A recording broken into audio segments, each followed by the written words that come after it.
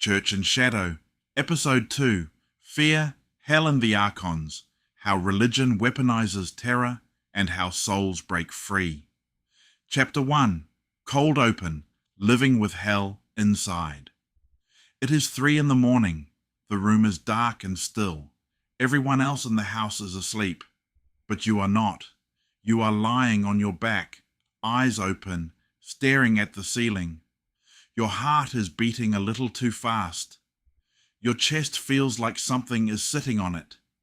And behind your eyes, whether you close them or not, there is a faint, persistent image. Flames, a narrow ledge, a fall that never ends. You haven't attended a church service in 4 years. You stopped believing, or at least you think you did. The theology no longer holds together when you examine it honestly. You have read the books, listened to the podcasts, talked it through with people who understand. Intellectually, you are out, and yet the fear moved in and never moved out. This is not a rare experience.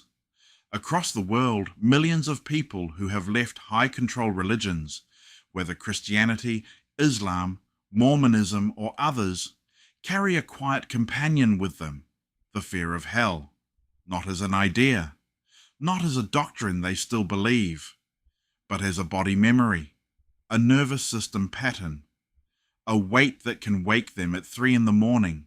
and sit on their chest in the dark. One person, a former evangelical who left her church in her late 20s, described it this way: I left. I did everything right. I reasoned my way out. But for 2 years afterward, I would wake up in a cold sweat convinced I was damned. It wasn't logical. It was physical. It was in my body before it was in my thoughts. Another, a man who grew up in a strict Islamic household and quietly left his faith in his 30s, said simply, the fear of hell was the last thing to go. Maybe it hasn't gone yet. And a woman raised in a Mormon family, who was eventually cut off from her relatives after her faith transition, put it like this: the doctrines were the easy part to leave. The dread was much harder. Why does this happen? Why does fear persist long after belief fades? Why does the body hold on to something the mind has already let go? That is the question at the heart of this episode. Over the next 90 minutes, we are going to move slowly through the terrain of religious fear. We are going to look honestly at how doctrines of hell, demons, divine punishment, and spiritual warfare are built and transmitted, and how they sink into children and adults in ways that go far deeper than conscious belief.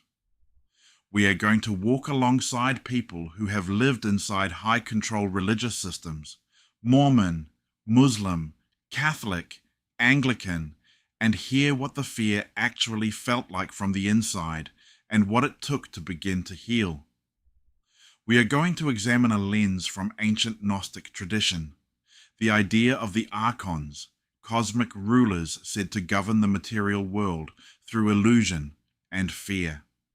Whether you take that literally or symbolically, it offers something striking. A way of seeing how fear-based systems might serve a larger architecture of control, one that reaches further than any single religion. And we are going to end with something that is rarely offered in conversations like this. Not just an analysis, but a pathway, a way through. Because if fear is learned, it can be unlearned. If it is a pattern, it can be interrupted. If it is a wound, it can, with time and the right support, begin to heal. This is episode 2 of Church and Shadow. My name is not important. What matters is the story we are about to tell together.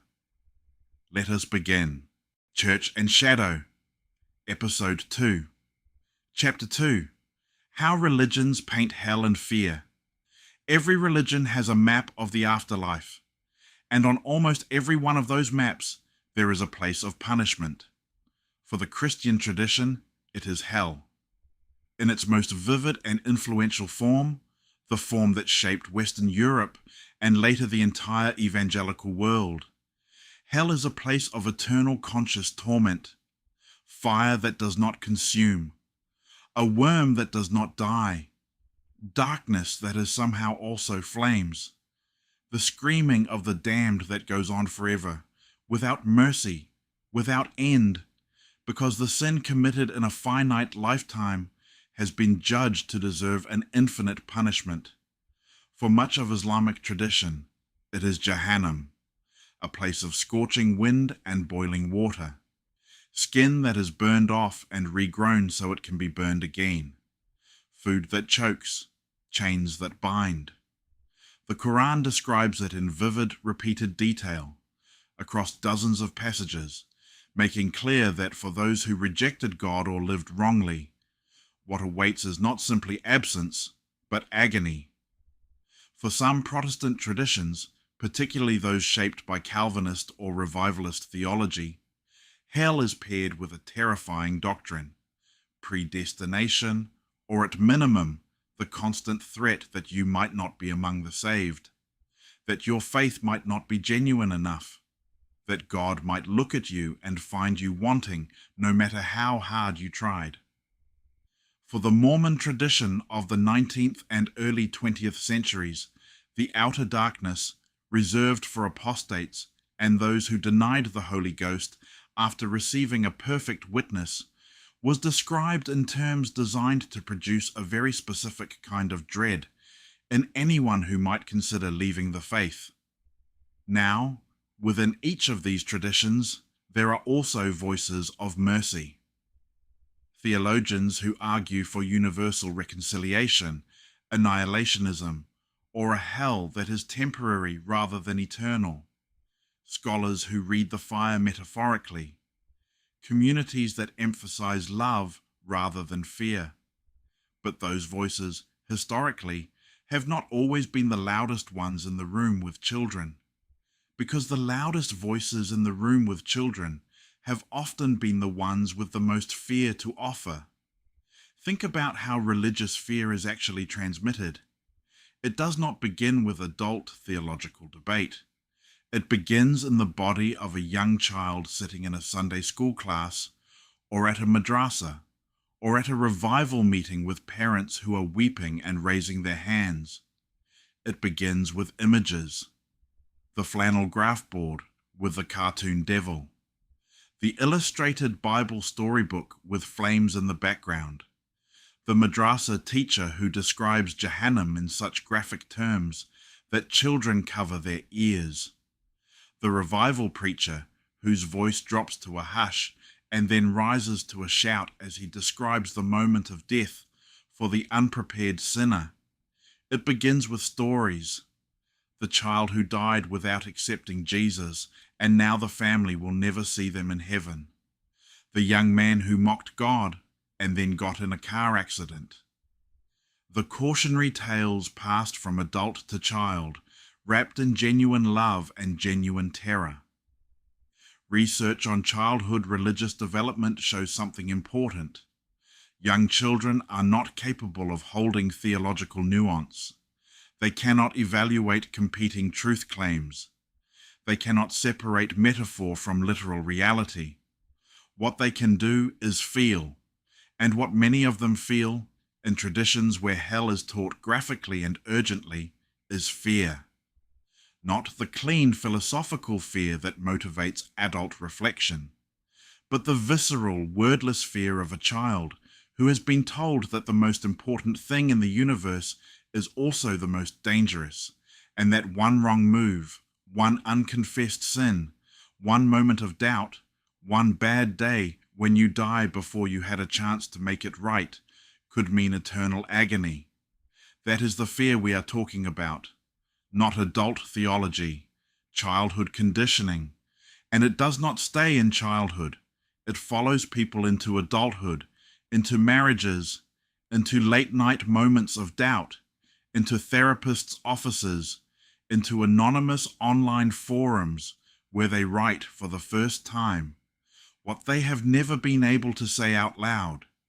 I don't believe this anymore, but I am still terrified. Beyond hell itself, many traditions also teach about unseen beings whose purpose is to tempt, possess, torment, or drag souls toward destruction.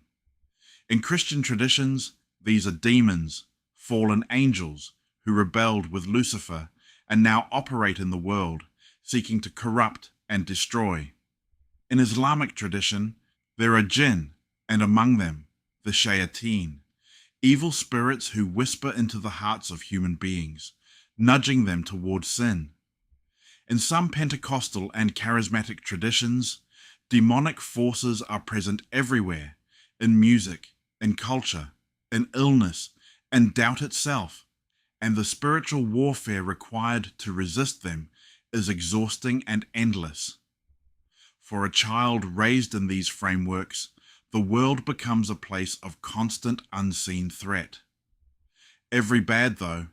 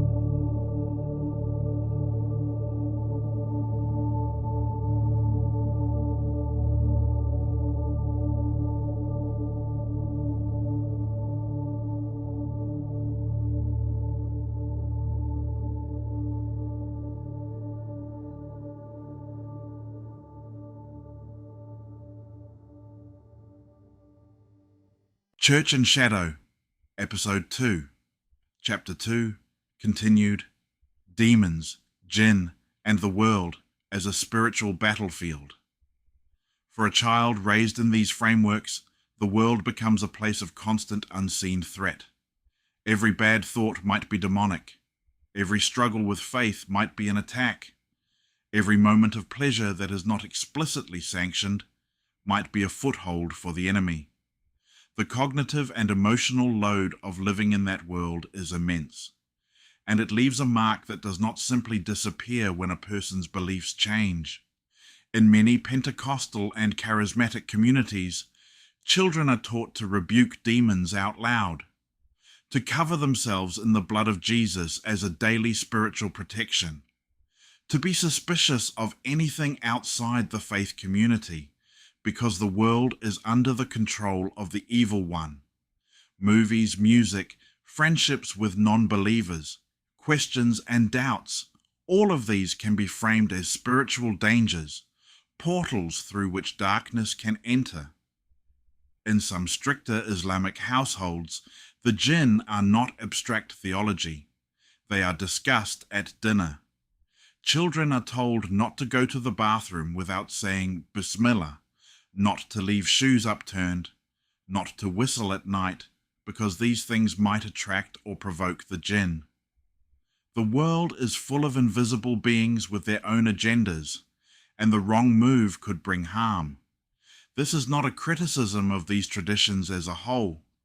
It is an honest description of how fear becomes embedded into ordinary daily life for many people who grow up inside them. And the cumulative effect of that embedding is what psychologists and therapists now call hypervigilance, a nervous system that has learned to scan constantly for spiritual danger, a mind that cannot rest, because rest might mean missing a threat that could have eternal consequences.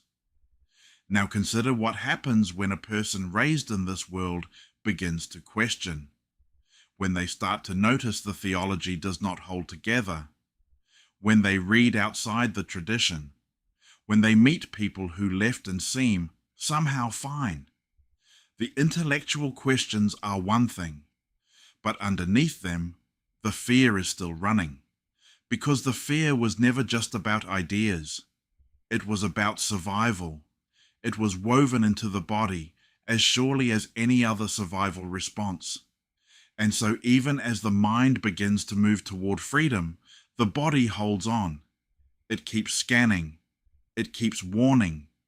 It wakes people at 3 a.m.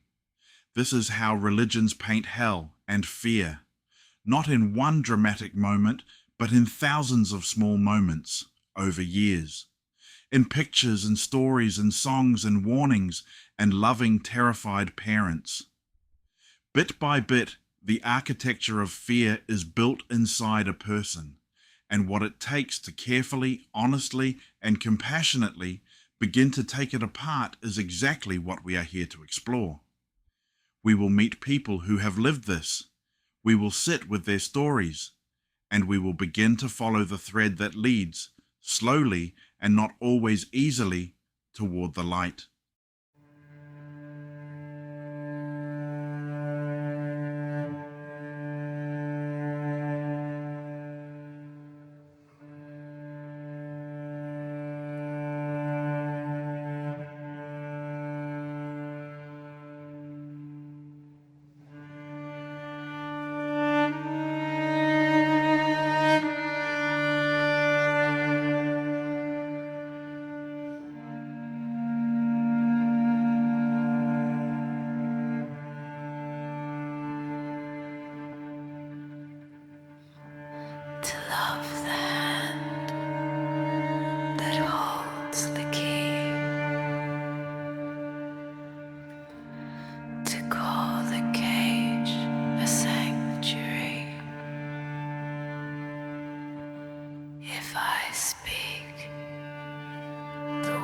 Might fall if I quiet down. I lose it all.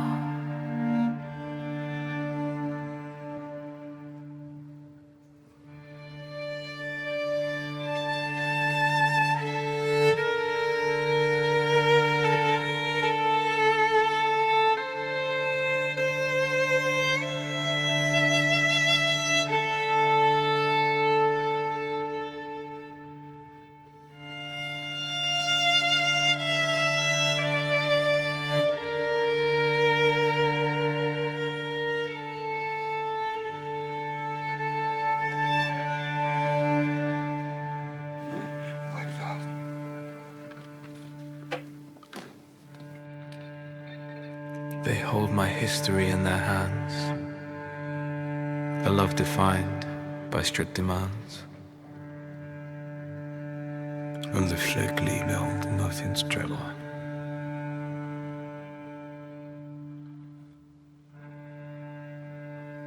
I fear the cold outside this gate, but staying here is a slower wait.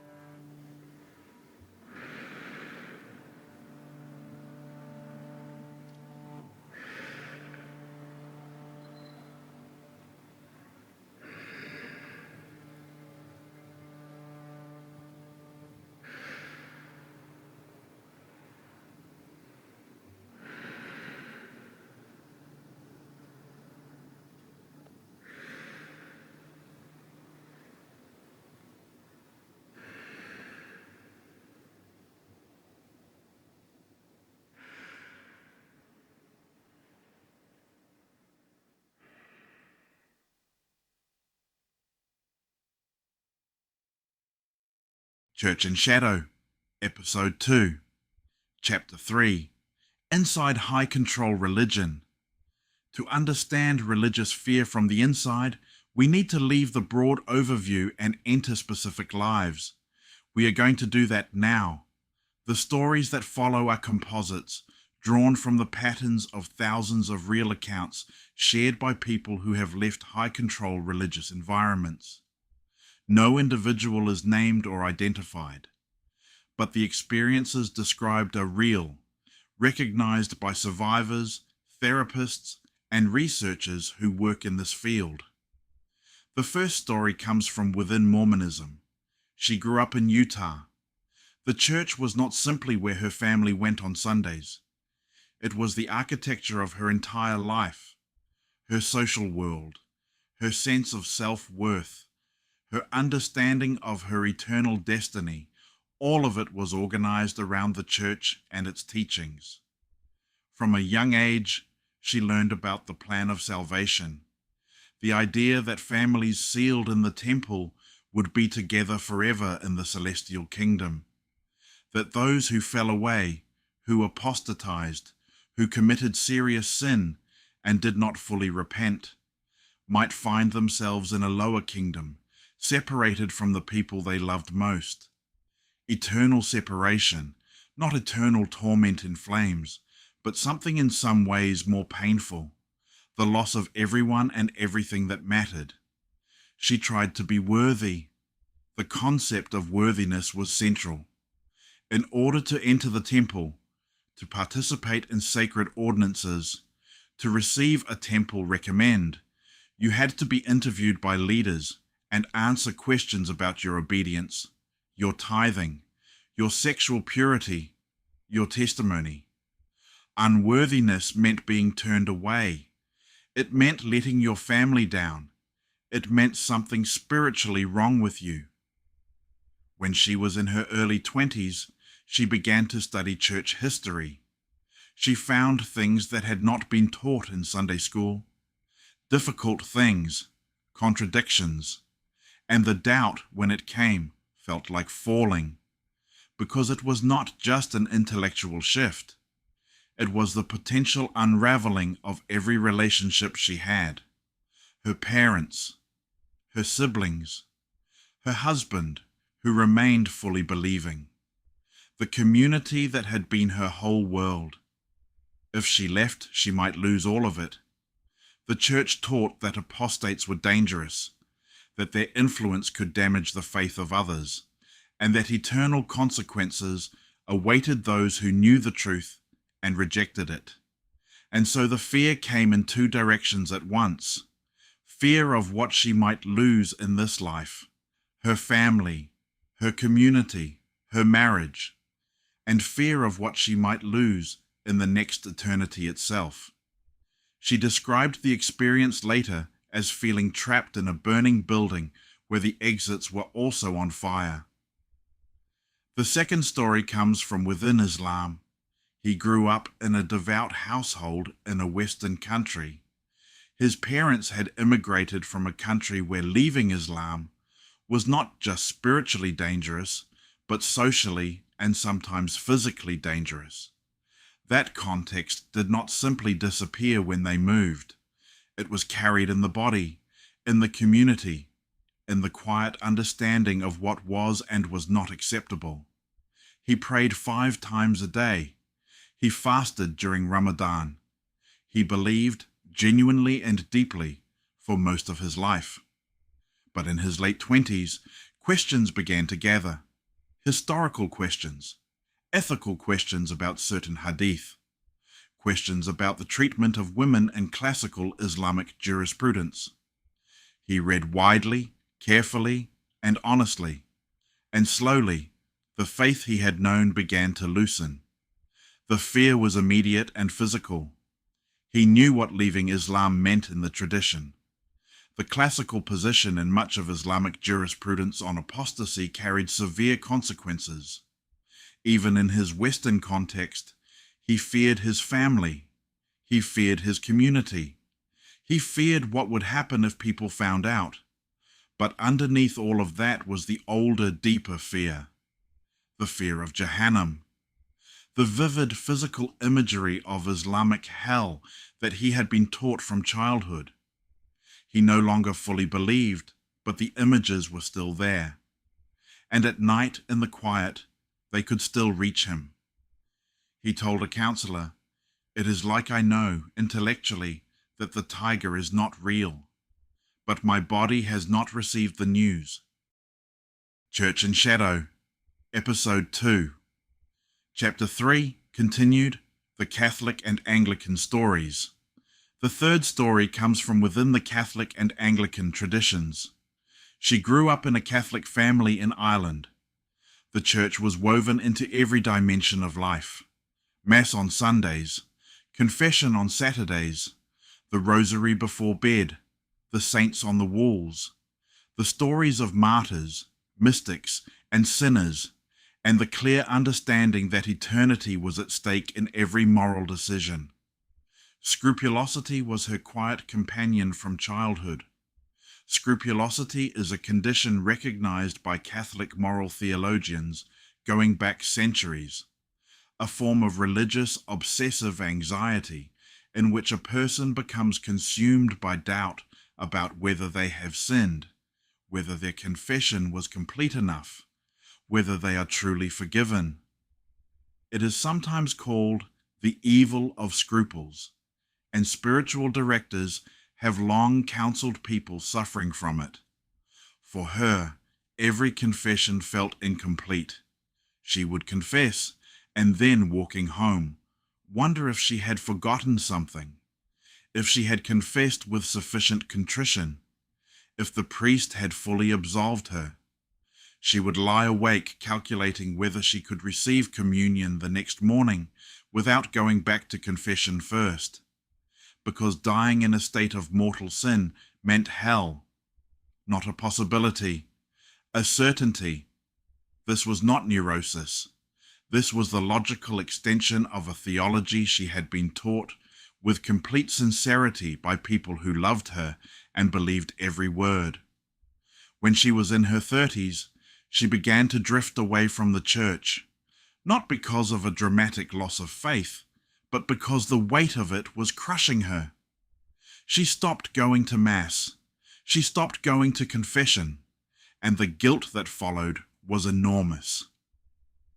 Years later, working with a therapist who specialized in religious trauma, she began to understand that what she had experienced was not a spiritual problem. It was a trauma response. The fear had been so thoroughly embedded that even her nervous system now associated ordinary daily life with the risk of eternal punishment. The Anglican journey can be somewhat different. The Church of England and its worldwide Anglican communion span a wide theological range, from very high ceremonial Anglo-Catholic practice to low evangelical forms very similar to Free Church Protestantism. But within the more conservative evangelical Anglican world, particularly in traditions shaped by Sydney Anglicanism or the Global South Anglican networks, the emphasis on hell, judgment, and the urgency of conversion can be intense. A man who grew up in a conservative Anglican household described the experience of sitting through sermons about the narrow road and the wide road.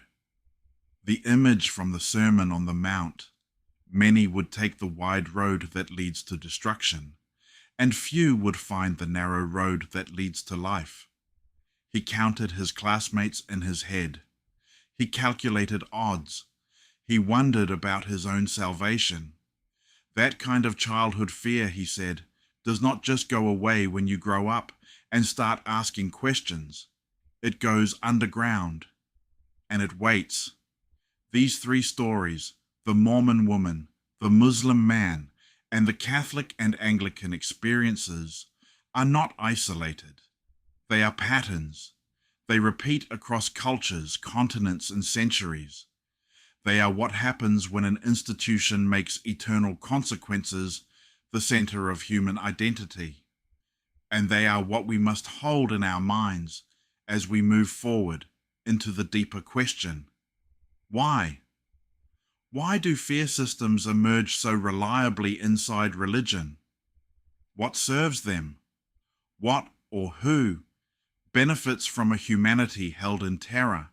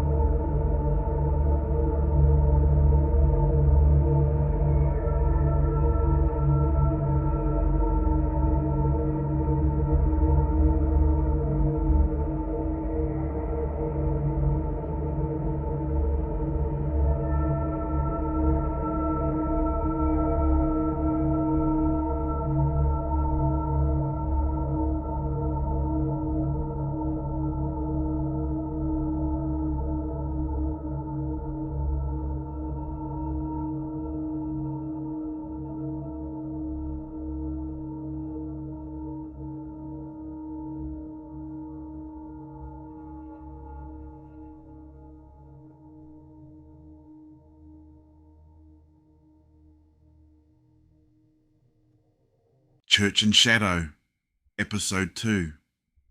Chapter 4.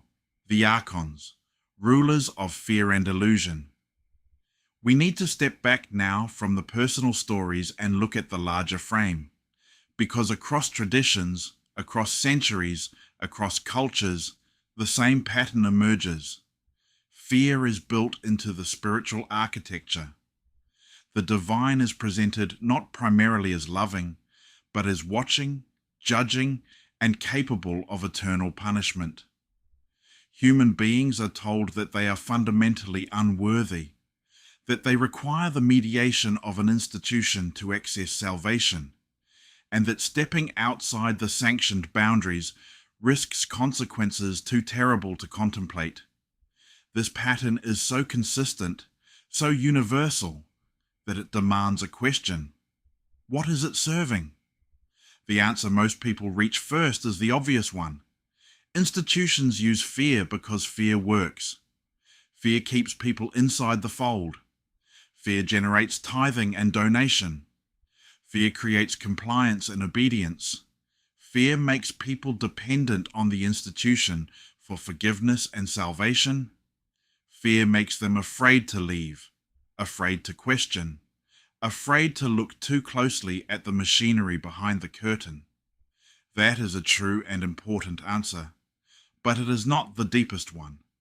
The deepest one comes from an ancient tradition, buried and largely suppressed, that dared to ask a more radical question. Not just, why does this institution use fear? But, what if the entire system, the cosmos itself, has been constructed to keep human souls in ignorance and bondage? This is the world of Gnosticism, and at its center is the concept of the Archons. The word Archon comes from the Greek. It means ruler or magistrate. In the Gnostic cosmological texts, the Archons are cosmic beings, rulers associated with the 7 classical planets, created by or emanating from the demiurge, the flawed or ignorant God who fashioned the material world. In most Gnostic systems, the true God, the highest divine source, is not the creator of the material world. That creator is the demiurge, sometimes identified with the God of the Old Testament, a being who is real but limited, who fashioned the physical cosmos from a place of ignorance or arrogance, believing himself to be the only divine power. The Archons serve this demiurge. They govern the spheres between the earth and the true divine realm. They are, in the Gnostic vision, the managers of the prison.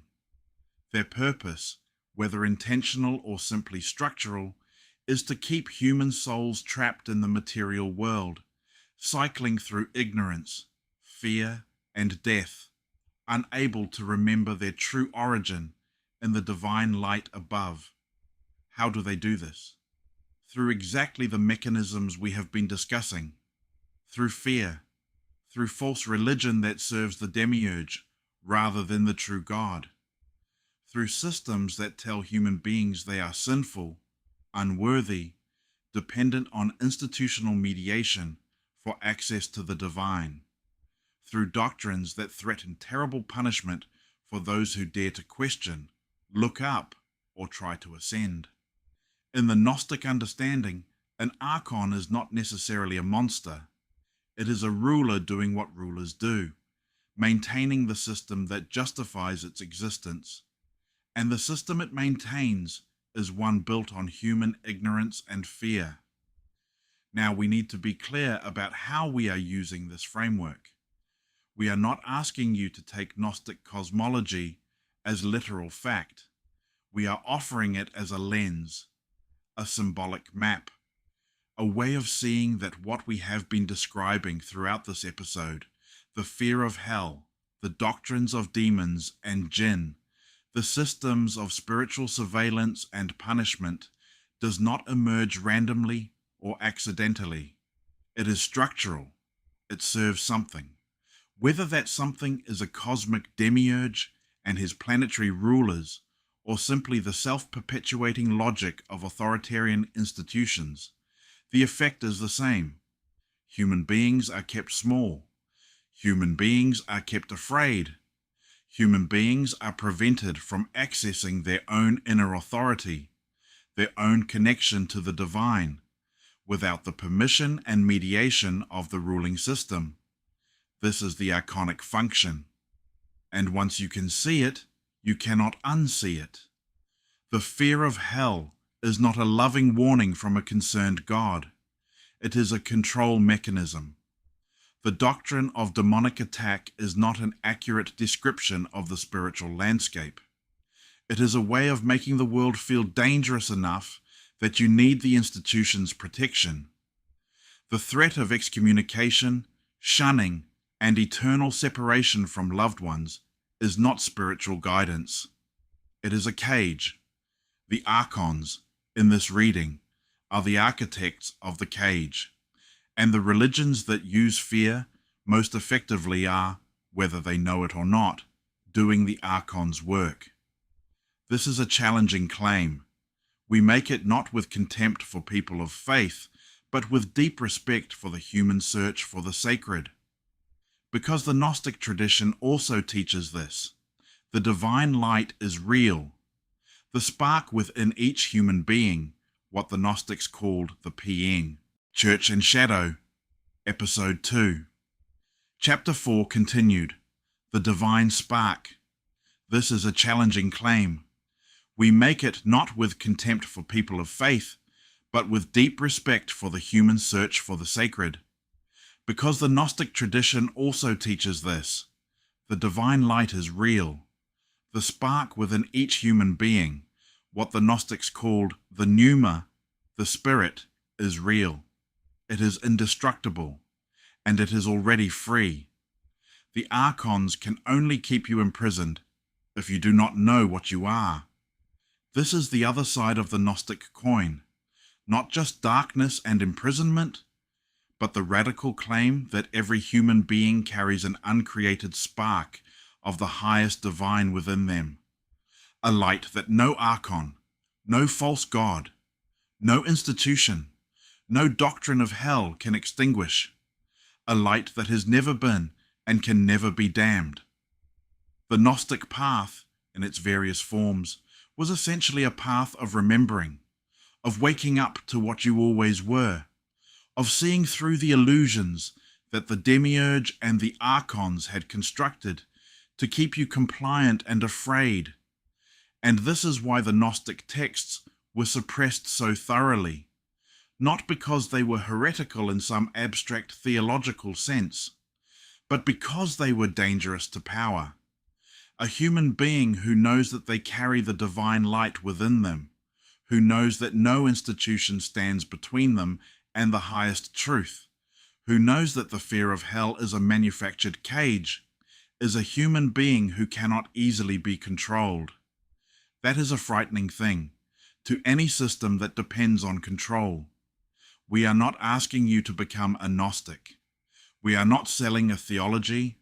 We are offering a lens, a way of seeing the architecture of fear that has been built around human spiritual life across centuries and cultures, and asking, what would it mean to begin to see through it? What would it mean to recognize that the fear in your chest at 3 a.m. is not the voice of God?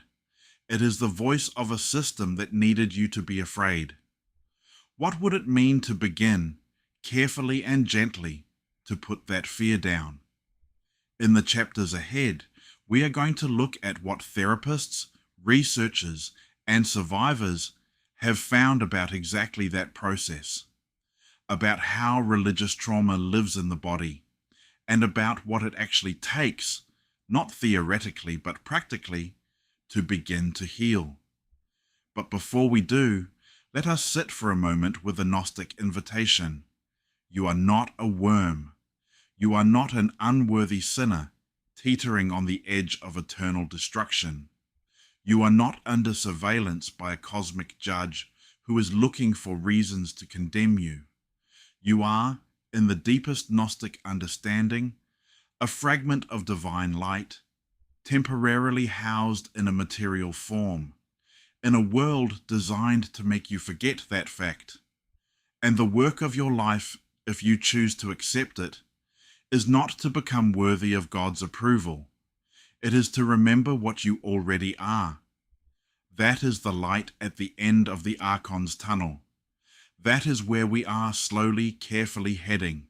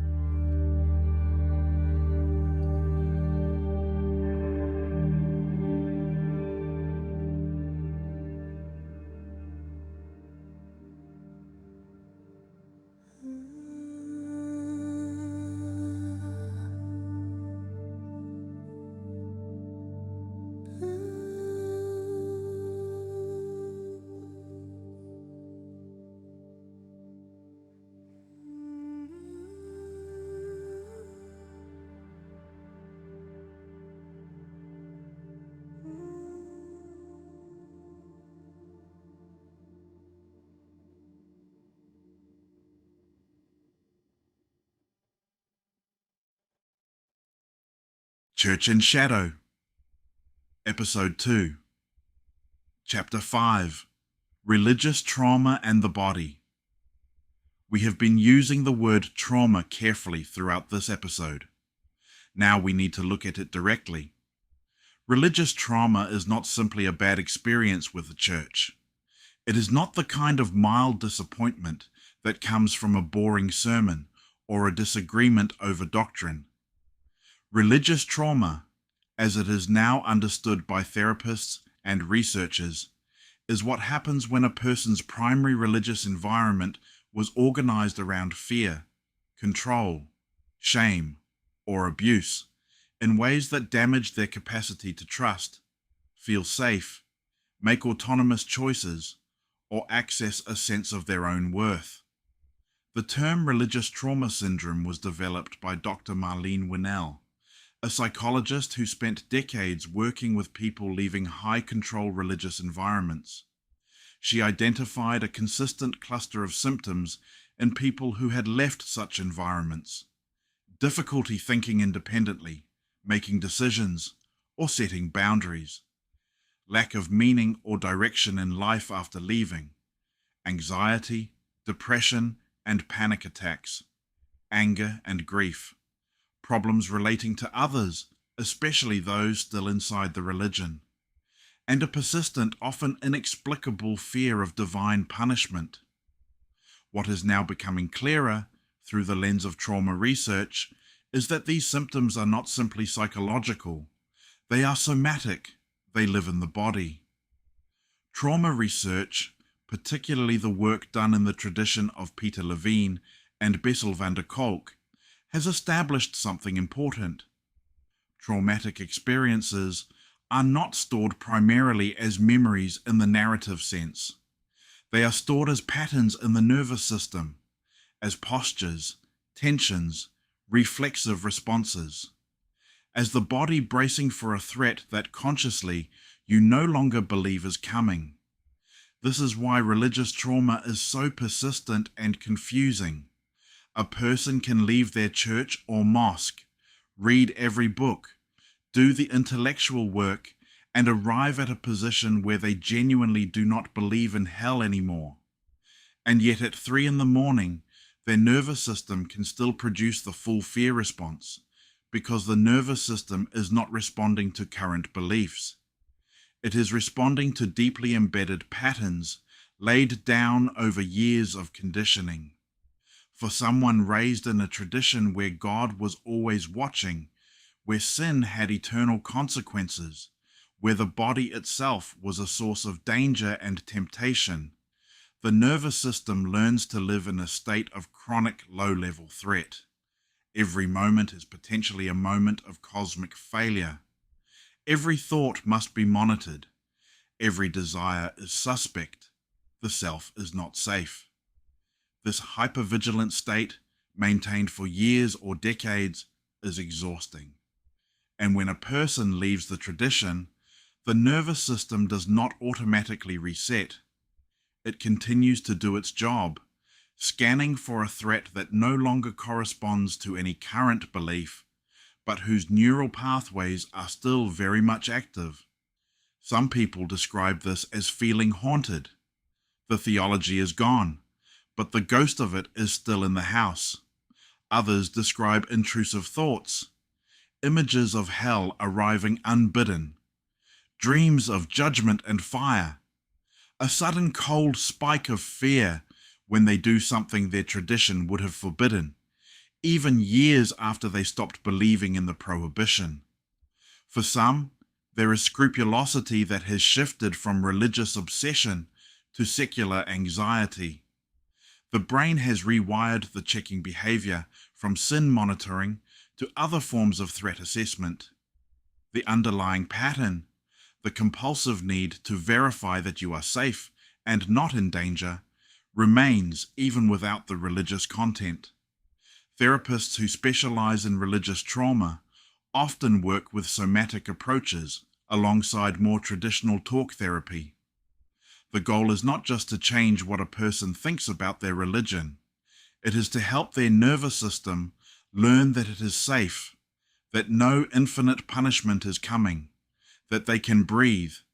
This is slower work than intellectual deconstruction. You cannot reason your way out of a trauma pattern. You can only move through it with care, with support, and with time. And this is perhaps the most important thing we can say in this chapter. The fear is not a sign that you are weak. It is not evidence that deep down you still believe. It is not a message from God. It is the entirely predictable consequence of a nervous system that was conditioned for years, often beginning in early childhood, to respond to the idea of divine punishment with the full biological alarm response. The fear makes perfect sense given what was done, and it can heal.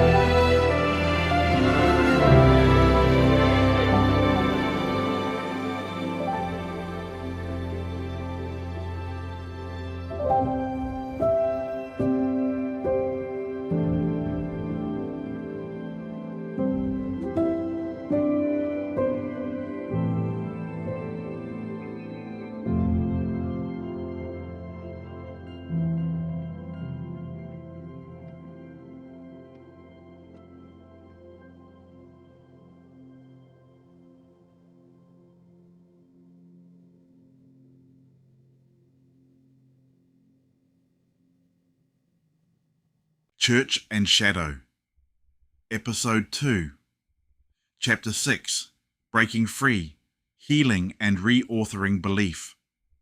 We come now to the part of this episode that matters most, not the analysis, not the framework, but the question every person who has lived with religious fear eventually asks: what do I actually do? How do I begin to heal? How do I put down the fear? How do I rebuild a life when the foundation I was given turned out to be, in whole or in part, constructed from control rather than truth? There is no single answer. People heal in different ways, at different speeds, through different doors. What we can offer here is not a program, but a map. A set of real approaches that have actually helped real people. The first and perhaps most important is this: find a therapist who understands religious trauma. Not every therapist does. Some will dismiss the religious dimension entirely. Some will, if they come from a religious background themselves, unconsciously reinforce the very patterns you are trying to heal from. What you are looking for is someone who has specific training and experience with high-control religious environments, spiritual abuse, or what is sometimes called faith transition. Organizations like the Religious Trauma Institute maintain directories of therapists who specialize in this area. Therapy for religious trauma often involves, as we have discussed, somatic work alongside cognitive approaches, learning to notice fear in the body, learning to distinguish between a genuine present moment threat and an old trauma pattern, learning slowly to feel safe in your own nervous system. The second approach is community. Isolation is one of the most painful aspects of leaving a high-control religion. You may lose your entire social world, and in that loss, the fear can intensify, because one of the functions fear served was to keep you connected to the people you loved. Finding others who have made a similar journey is enormously healing. Online communities for ex-Mormons, ex-Muslims, ex-Catholics, and those leaving various Christian traditions have grown dramatically over the past decade. They are places where you can speak honestly about your experience without having to translate or justify your pain to people who have never felt it. For some people, the journey out of a high-control religion eventually leads toward a new, different kind of spiritual life. Not the abandonment of the sacred, but the reclaiming of it on their own terms. Some find meaning in Buddhist practice, in Gnosticism, in nature spirituality, in secular humanism, or in a kind of personal, unmediated relationship with whatever they understand the divine to be. Others find that they are genuinely, peacefully non-religious, and that is equally valid. The third approach is intellectual, understanding what actually happened, reading honestly about the history of your tradition, learning about the psychology of religious control, understanding why the fear was built the way it was. This does not heal the nervous system by itself, but it does something important. It interrupts the shame. It says, "This was done to you. It was not your fault. You were not weak. You were human, and humans can be conditioned." The fourth, and perhaps the most quietly radical, is what we might call the practice of inner authority.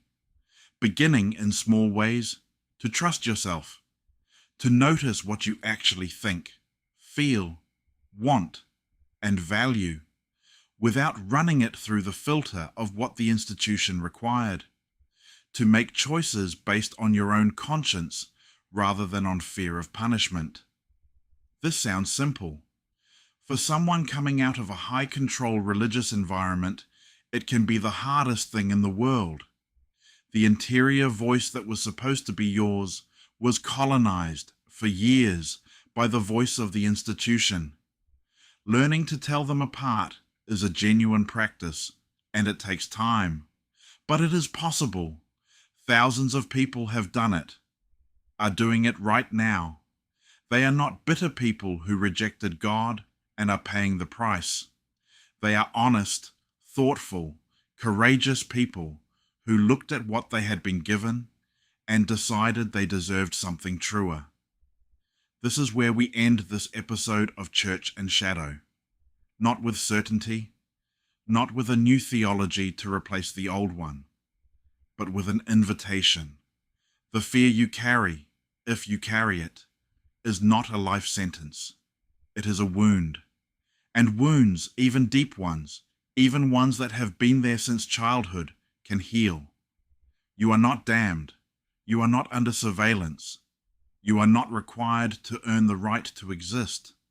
You are a human being with a spark of something luminous inside you, something no institution ever gave you and no institution can ever take away. And you are free to begin to find out who you are without the fear. This has been Church and Shadow, Episode 2. We will be back